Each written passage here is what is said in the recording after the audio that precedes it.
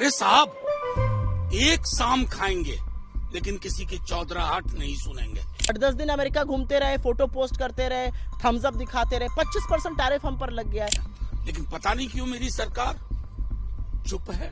मोदी जी बिना इनवाइट के लपके हुए ट्रंप जी से मिलने गए थे। जब ट्रेड डील चल रही है, ये ट्रेड टैरिफ अनाउंस कर दिया है और किस शब्दों में उन्होंने ये अनाउंसमेंट किया है, ये दुर्भाग्यपूर्ण है। ये व्यक्ति आपे से बाहर हो रहे हैं और ये हिंदुस्तान की किसी सरकार को डिमीन नहीं कर रहे। सारे माइक हमारे प्रधानमंत्री जी, हमारे गृह मंत्री जी के पास जाना चाहिए, तो हम तो उनके साथ खड़े हैं। मैंने आज भी सदन में एक प्रस्ताव रखा है राज्यसभा में, call him the greatest liar of the century. उस प्रस्ताव को स्वीकार करिए। ये व्यक्ति आपे से बाहर हो रहे हैं और ये हिंदुस्तान की किसी सरकार को डिमीन नहीं कर रहे, हिंदुस्तान को डिमीन कर रहे हैं। लेकिन पता नहीं क्यों मेरी सरकार चुप है, आर ले रही है। अरे साहब, एक शाम खाएंगे लेकिन किसी की चौधराहट नहीं सुनेंगे। ये बनाइए हिंदुस्तान। सर, सदन में उठाएंगे इसी से? उठ चुका है भाई। इसके बारे में आज सवेरे ही राहुल गांधी जी ने आगाह कर दिया था, जब आप लोगों से उन्होंने संसद से निकलते हुए बात करी थी और कहा था कि अभी देखिएगा कैसी ट्रेड डील होती है। इससे ज्यादा भयावह और बुरी खबर हिंदुस्तान की अर्थव्यवस्था के लिए, हमारी इकोनॉमी के लिए नहीं हो सकती थी। 25% टैरिफ लगाया गया है और साथ ही में पेनल्टी लगाई गई है रूस से तेल खरीदने के लिए, रूस से आर्म्स एंड एम्यूनिशन खरीदने के लिए। इस सब का क्या मतलब है? इस सब का मतलब ये है कि इसका सबसे बुरा प्रभाव हमारी इकोनॉमी पर, हमारे एक्सपोर्ट्स पर, हमारे प्रोडक्शन पर और इन टर्न हमारी जॉब्स पर, हमारी नौकरियों पर पड़ने वाला है। थोड़े से एग्जाम्पल के साथ अगर मैं आपको बताऊं तो जैसे कि हम फार्मास्यूटिकल जो दवाइयां बनती हैं वो एक्सपोर्ट करते हैं यूएस। अब 25% टैरिफ लगेगा, वो महंगी हो जाएंगी यूएस में, तो डिमांड कम होगी तो ये कंपनियां उत्पादन भी कम करेंगी। अगर उत्पादन और प्रोडक्शन यहाँ पे कम करती हैं तो कम लोगों को नौकरी पे रखेंगी, लोगों की नौकरियां जाएंगी, कम लोगों को फ्रेश हायर किया जाएगा। तो इसका बहुत बड़ा एक कुचक्र है और उसका बड़ा भयावह परिणाम होने वाला है। ये दो चीजों का सूचक है। ये सूचक है हमारी बिल्कुल विफल ध्वस्त विदेश नीति का। और एक सवाल आज सबके मन में उठता है कि मोदी जी बिना इनवाइट के लपके हुए ट्रंप जी से मिलने गए थे, उसका क्या फायदा हुआ? देश का हित कहां है?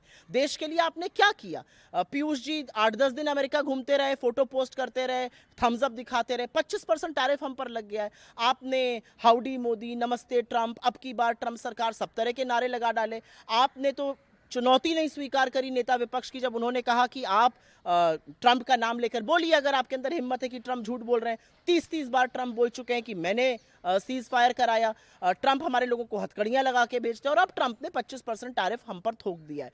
तो सवाल इस बात का है कि जब ये सब हो रहा है तो नरेंद्र मोदी जी के पास आज क्या जवाब है?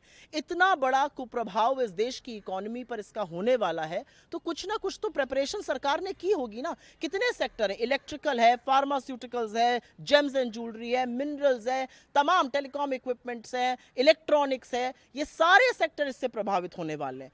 तो विफल विदेश नीति और उसका यूज सिर्फ और सिर्फ अपनी छवि चमकाने के लिए जो मोदी जी कर रहे हैं, आज उसका नतीजा सबके सामने आ गया। लेकिन राहुल जी इसके बारे में बार बार सदन और सदन के बाहर आगाह कर रहे थे।